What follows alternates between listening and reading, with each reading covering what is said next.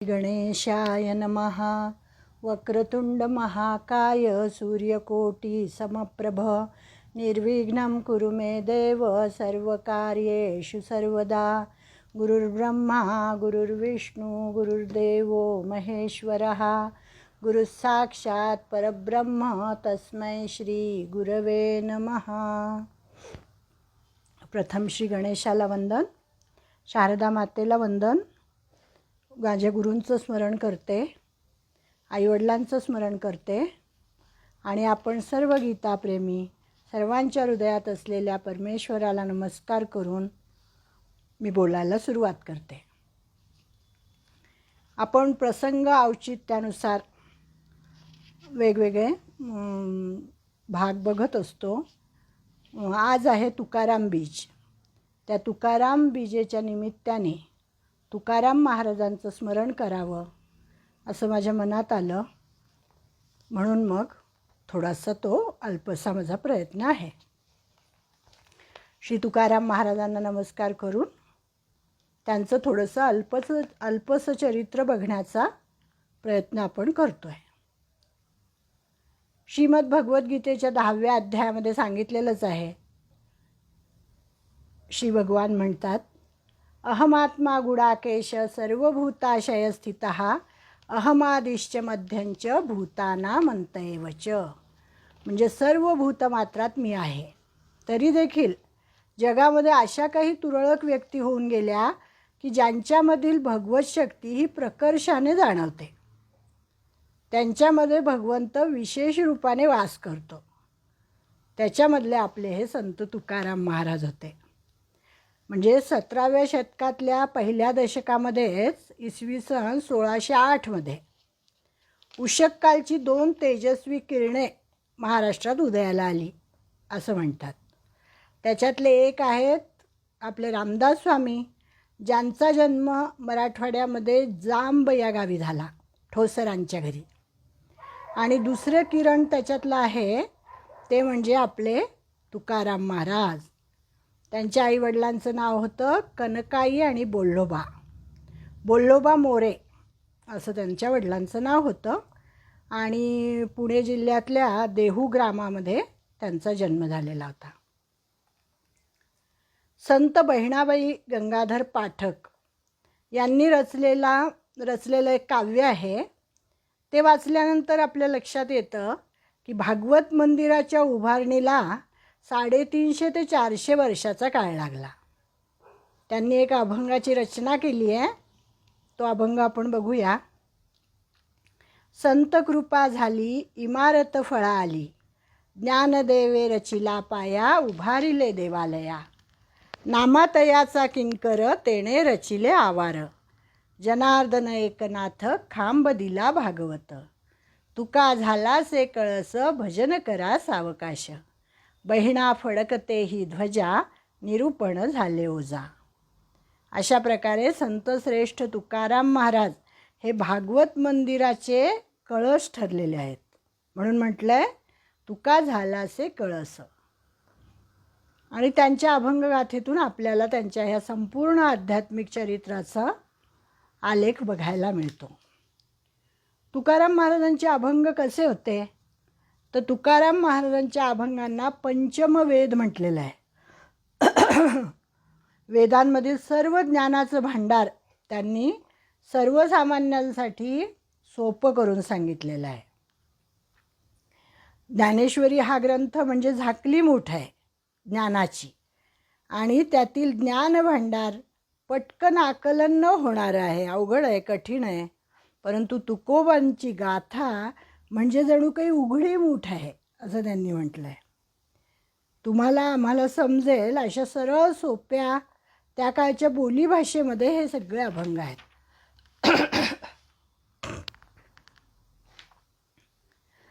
भागवत धर्म मंदिराचा कळस बनलेले हे संत कवी तुकाराम महाराज कसे आहेत हे? तुका झाला से कळस भजन करा सावकाश असं म्हटलेलं आहे। म्हणजे तुकोबांच्या अभंगवाणीचा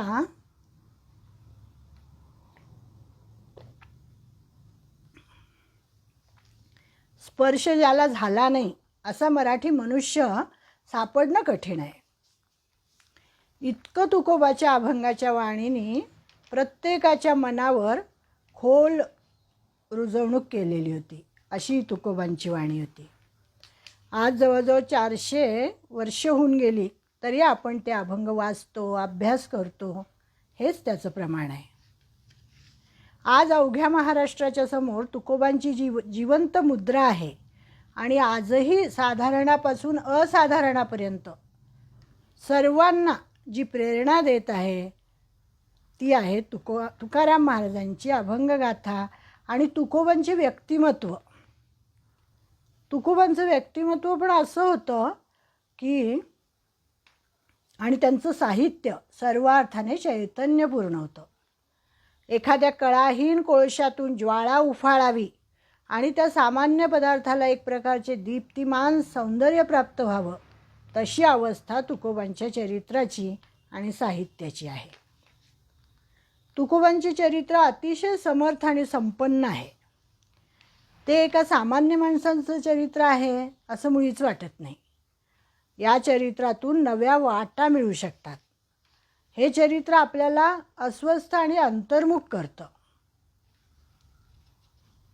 आपल्यालाही सुखदुःखाच्या काही परिचित खुणा आपल्याला या चरित्रामध्ये सापडतात, कारण सुखदुःख ही प्रत्येकावर येतात. तुकोबांवर जी आली ती पण आपल्यावर येतात, पण तुकोबांना जे सापडलं ते आपल्याला सापडणं कठीण असतं. आपल्याला कधीच न दिसलेली, न जाणवलेली काही दिव्य दर्शनं तुकोबांना झालेली आहेत आणि अपार्थिव अनुभव तुकोबांच्या आयुष्यातून त्यांनी त्यांच्या काव्यामध्ये उतरवलेले आहेत. आणि हे सारं वाचताना आपल्याला आश्चर्य वाटतं, आपल्याला गोंधळायला पण होतं आणि या संभ्रमामुळे आपल्याला आनंद वाटतो की एका थोर व्यक्तिमत्वाचा पावन स्पर्श आपल्याला मिळाला त्यांच्या या साहित्यातून आणि त्यामुळे एक प्रकारचं समाधान, सात्विक समाधान मिळतं. आणि या सर्व अभ्यासातून आपण सर्वजण आता तेच समाधान मिळवण्याचा प्रयत्न करतो आहे त्यांच्या चरित्रातून. श्री संत तुकाराम महाराज कसे होते तर शुद्ध बीजापोटी फळे रसाळ गोमटी, असं त्यांचं चरित्र होतं. संत तुकोबांचा जन्म इसवी सन 1608 पुण्याजवळच्याच देहू या गावात झाला, आपण पाहिलं.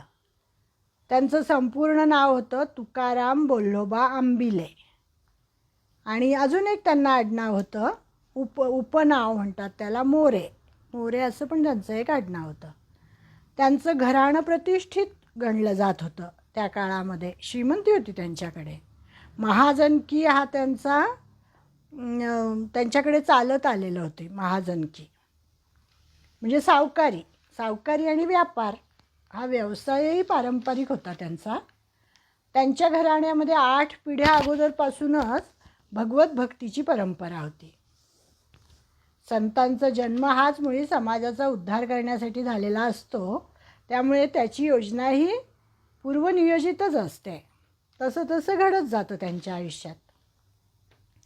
त्यांचे पूर्वज होते विश्वंभर बुवा आणि आमाई, हे अतिशय श्रद्धाळू जोडपं होतं. पांडुरंगाचे निस्सीम भक्त होते ते आणि त्यांनी आपल्या देहू गावातच विठ्ठल रखुमाईची मूर्ती स्थापन केलेली होती आणि त्या घरामध्ये नेहमी विठ्ठलाची उपासना चालायची. वर्षानुवर्ष तुकोबांकडे तो वारसाच चालत आलेला होता विठ्ठल भक्तीचा आणि विठ्ठल भक्तीचे दृढ संस्कार त्यांच्या घराण्यात रुजलेले होते. तुकाराम महाराजांच्या अभंगातून या भक्तीचे जे उत्कट रूप दिसते त्यांचे मूळ त्यांच्या कुळातील या व्रतात सामावलेले होते. भक्तीचे व्रत, शुद्ध बीजापोटी फळे रसाळ गोमटी, हे तुकोबांचेच उद्गार आहेत. त्यांच्या अभंगातून त्यांनी लिहून ठेवलं, ते त्यांच्या चरित्राला लागू पडतात. तुकाराम महाराजांचे वडील बोल्होबा आणि आई कनकाई यांनी विठोबाच्या उपासनेचे व्रत घेतलेले होते आणि ते संस्कारच तुकोबांवर झाले. त्यांचे बंधू होते सावजी आणि कान्होबा. आणि त्यांच्या मनामध्ये सुद्धा हेच विठ्ठल भक्तीचे सगळे संस्कार होते. त्यांचं घराणं श्रद्धाळू होतं, ईश्वरनिष्ठ होतं, सत्प्रवृत्त आणि संस्कार संपन्न असं त्यांचं घराणं होतं. आणि त्यामुळेच त्यांच्या अभंगवाणीमध्ये या साऱ्या विशेषणांचं आपल्याला प्रतिबिंब उमटलेलं दिसतं. बालपणापासूनच तुकोबांच्या काना मनावर विठ्ठलाचे नाव पुन्हा पुन्हा येत होते आणि ते त्यांच्या चित्तामध्ये रुजत होते. त्यांच्या व्यक्तिमत्वाने पुढे जी वळणे घेतली आणि विकासाच्या अथांग आकाशात जी झेप घेतली, त्याचे मूळ बालपणीच झालेल्या संस्कारामध्ये होते. प्रत्येक पिढीमध्ये पांडुरंगाची भक्ती होती, सेवा होती, अतिशय मनोभावे करत होते सगळेजण. विठ्ठलच त्यांचा सखा होता, बंधू होता, माय बाप बहीण भाऊ सर्व काही विठ्ठलच होता. विठ्ठल हे आपल्या जीवनाचे कसे निधान आहे, या कुलदैवताशिवाय आपल्याला दुसरा त्राता कसा नाही, याचे तुकोबांनी त्यांच्या अभंगामध्ये वर्णन केले आहे. काय म्हणतात ते अभंगामध्ये? विठ्ठल आमचे जीवन आगमा निगमाचे स्थान, विठ्ठल सिद्धीचे साधन, विठ्ठल ध्यान विसावा, विठ्ठल कुळीचे दैवत, विठ्ठल गोत वित्त चित्त, विठ्ठल पुण्यपुरुषार्थ, आवडे मात विठ्ठलाची.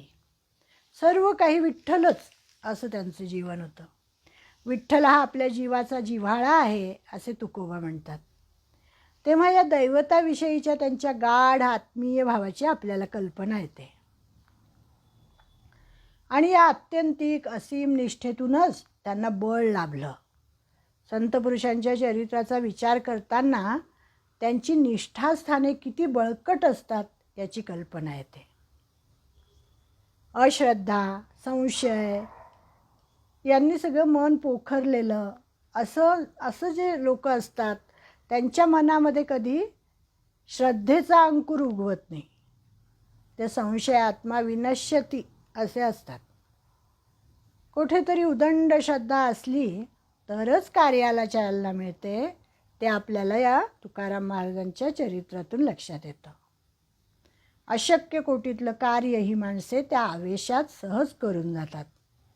अतिशय श्रद्धा.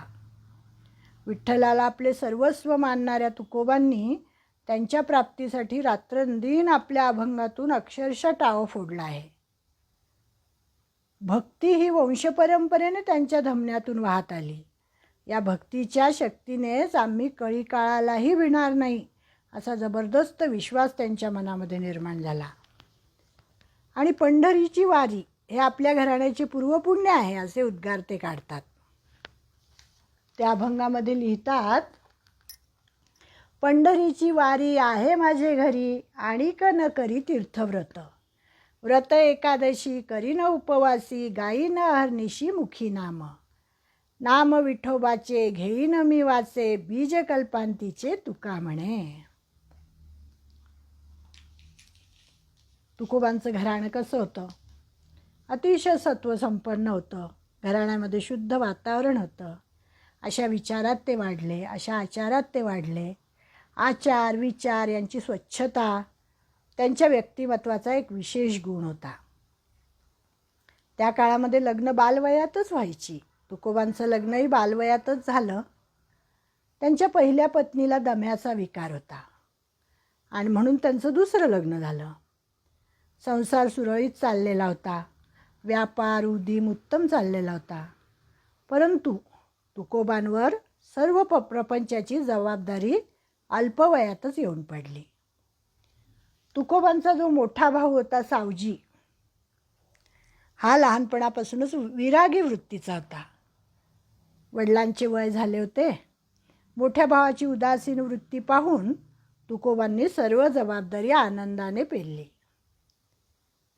त्यांनी कसा व्यवहार केला तर उत्तम धन, न्यायाने आणि उत्तम व्यवहाराने त्यांनी धन मिळवले आणि उदास वृत्तीने ते खर्च केले. आणि त्यांनी आपल्या अभंगामध्ये सुद्धा हेच सांगून ठेवलं आहे. कुमारवयातच त्यांनी हा धडा मनापासून गिरवला की न्यायाने आणि उत्तम व्यवहाराने धन मिळवावे आणि उदास वृत्तीने ते खर्च करावे. या चातुर्यामुळे त्यांची व त्यांच्या घराण्याची प्रतिष्ठा उंचावली. थोड्याच दिवसामध्ये लोक त्यांना तुकाशेठ म्हणू लागले, कारण व्यवहार उदीम त्यांचा उत्तम चाललेला होता. आणि अशा प्रकारे तुकोबांचे जीवित एका सरळ रेषेतून बिनबोभाट चाललेले होते. व्यावसायिक प्रतिष्ठा मिळालेली होती, मानमान्यता मिळालेली होती. उणीव फक्त एकाच गोष्टीची त्यांना वाटत होती, ती म्हणजे सामाजिक क्षेत्रामध्ये तुकोबांच्या घराण्याचे स्थान खालच्या स्तरावर होते. आणि आपल्या सामाजिक स्तराचा, जातीचा उल्लेख तुकोबाराय त्यांच्या अभंगात असा करतात.